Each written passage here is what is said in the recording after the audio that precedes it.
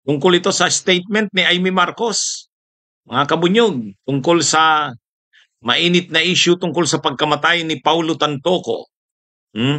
Dito sa pagkamatay na ito ni Paulo Tantoco, namatay sa Los Angeles, California, USA. Ngayon, pilit na dinadawit ang pangalan ng First Lady ng Pilipinas na si Liza Araneta Marcos. Ang mga DDS vloggers, kahit si Harry Roques, pati si Attorney Teresita Guanzon, ay Attorney Ruina Guanzon, ang dating COMELEC commissioner, lahat sila, dinidiin nila na involved di umano sa pangyayaring ito ng pagkamatay ng tagapagmana ng kilalang angkan ng mga Tantoco, may-ari ng Rostans. Si Paulo Tantoco ay namatay sa Los Angeles, California, USA. Kalalabas lang ng ulat ng LA Medical Examiner na ang kinamatay ni Tantoco ay overdose sa cocaine. So ngayon, ang daming lumalabas na mga issue na ang First Lady ng Pilipinas na si Liza Araneta Marcos ay maaaring sangkot dito. Ngayon, mga DDS ang naglalabas nito ng issue na to. Tayo nga, diniscuss natin to kanina, sabi natin, hindi natin alam kung anong totoo, pero ang malinaw dito, ginagamit talagang issue na ito ng mga DDS. Ngayon ang malungkot, kalalabas lang ng statement ni Amy Marcos. Si Amy Marcos ay naglabas ng statement, ang hinihiling niya na dapat maglabas daw ng statement ang Malacanang. Sagutin daw mismo ng First Lady ang mga aligasyon na ito. Ito daw ay mga seryosong aligasyon ayon kay Amy Marcos at dapat sagutin ng First Lady. Kaya lang, titingnan natin, ano ba itong si Amy? Gusto pang malagay sa alanganin ang First Lady ng Pilipinas. Asawa yan ng kanyang kapatid. Ngayon, pilit niya na hinahamon ang First Lady ng Pilipinas na maglabas ito ng statement tungkol sa pangyayari. Nasaan ba siya ng mga panahon na yon? O yan, gusto talagang maglabas ni Amy Marcos ng official na statement ang First Lady ng Pilipinas. Kaya lang, ang mangyayari dito talagang parang mas gusto na ni Amy Marcos na malagay sa alanganin ang First Lady ng Pilipinas. Mga kabunyag, ito basahin natin ang statement ni Amy Marcos. Ito po. Ito yung statement ni Amy. Kayo na po ang maghusga. Ano bang statement ni Amy? Ito po. Sabi ni Amy Marcos, official statement of Senator Amy Marcos. In recent days, reports have circulated online and in various public fora that the untimely death of Mr. Paulo Tantoco on 8 March 2025 in Los Angeles was caused by cocaine effects. Some reports further suggest that Mr. Tantoco was apparently part of the entourage of the First Lady Liza Araneta Marcos, who was in Los Angeles at the time to promote the Manila International Film Festival. More troubling are claims circulating online that the First Lady may have personal knowledge of the circumstances surrounding Mr. Tantoco's death, with some alleging that she was present at the scene either shortly before, during, or immediately after the incident.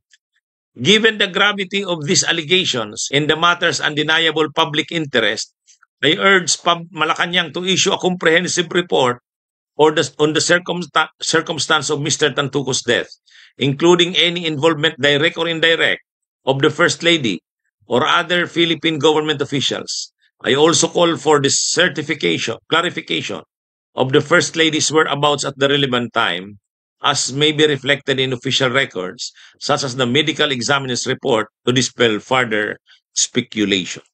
So ang dami. Mapapansin nyo, ang daming inihiling ni Amy Marcos. Di ba? Napansin nyo mga kabunyog, mga kababayan? talagang gustong ipin down ni Amy Marcos ang First Lady ng Pilipinas, ang asawa ng kanyang kapatid na Pangulo ng Pilipinas. Mga kabunyog, mga kababayan. So ang malinaw dyan, talagang pilit na pinapalaki ni Amy Marcos ang issue At gusto niya na mag-release ng statement ang Malacanang. Mag-release ng statement si Amy Marcos, ay si Lisa Araneta, at pabulaanan daw ang mga aligasyong ito. Ha? Imagine niyo bilas niya yan, di ba? Ang tawag diyan, bilas, di ba? Bilas ni Amy, si Lisa Araneta. And yet, pilit niyang dinadawit yan sa issue na yan ng pagpatay kay Tantoco. Ang mga DDS vloggers, okay, kauna-unawa na yan na talagang ang mga DDS vloggers talagang pagpipistahan yung issue na yan. Kaya araw, tanghali, gabi, yan ang issue ng mga DDS vloggers. Maging si Duterte, maging si Atty. Rowena Guanzon, yan ang issue. Yang tungkol dyan. Pero, kung galing na mismo sa pamilya ng Marcos ang magpapalaki ng issue na yan, nakakalungkot. Parang hindi na pinahalagahan ni Amy Marcos ang asawa ng kapatid niya. Yan yung yan yung medyo malungkot dito kay Amy.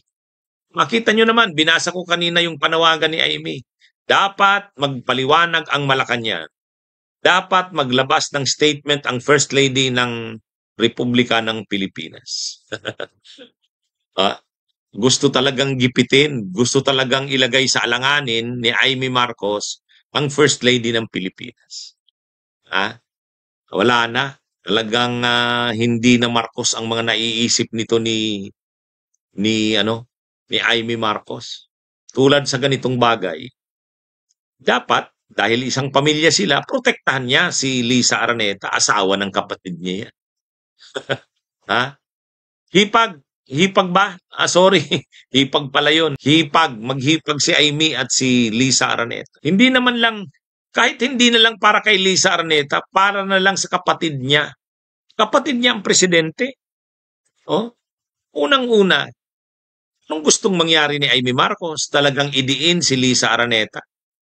Si Lisa Araneta kasi ayaw niyang mag-release ng statement tungkol dyan. O ang Malacanang ayaw mag-release ng statement tungkol dyan. Kasi nga, ayaw na nilang palakihin ang issue. Parang pag pinalaki mo ang issue, parang gino-glorify mo, parang lalo mong pinapalaki, binibigyan ng atensyon, itong grupo, ng mga DDS na naglalabas ng mga, ng mga fake news at disinformation laban kay Lisa Araneta. Kung paanong sinira si PBBM dun sa mga bangag-bangag, pulburon video, ito naman si Lisa Araneta, itong issue ni Tantoco. Naglabas na ng paglilinaw ang Malacanang yan noon, sabi ni Yussi Claire Castro, wala doon ang Vice President, ang First Lady. Nasa Pilipinas siya. Ang dami niyang events ng mga panahon na yun. O ngayon, talagang gusto ni Amy Marcos documented.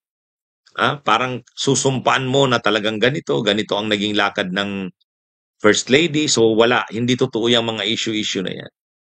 Kaya lang, yun na nga, ang nakakalungkot kasi isang pamilya sila, Marcos yan.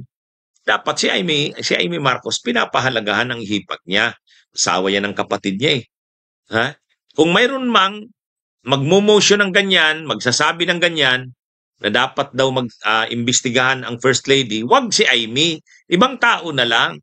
Kung pinapahalagahan mo pa rin ang pamilya ng Marcos. Di ba? Di ba mga kabunyog, mga kababayan? Para na lang sa mga pamangkin niya. Kumbaga, para na lang sa kapatid niya, para sa mga pamangkin niya. Kahit hindi sila magkasundo ni Lisa Araneta, huwag manggaling sa kanya. Hayaan na ang iba ang mag-raise ng isyung nire-raise niya. Kasi ang nangyayari dito, si Amy Marcos pa ang naglalabas ng mga issue laban kay Lisa Araneta. Nakakalungkot. Nakakalungkot. Anyway, ganyan talaga itong si Amy Marcos. Mga kabunyog, mga kababayan, magandang araw sa inyong lahat. Mabuhay po tayo. Bunyog, bunyog, halikan na kasama ka. Bunyog, kapag buklod ay may pag-asa. Luzon, Visayas, Mindanao, isa ang pananaw. Sa bagong Pilipinas ang bunyog isisigaw. Bunyog.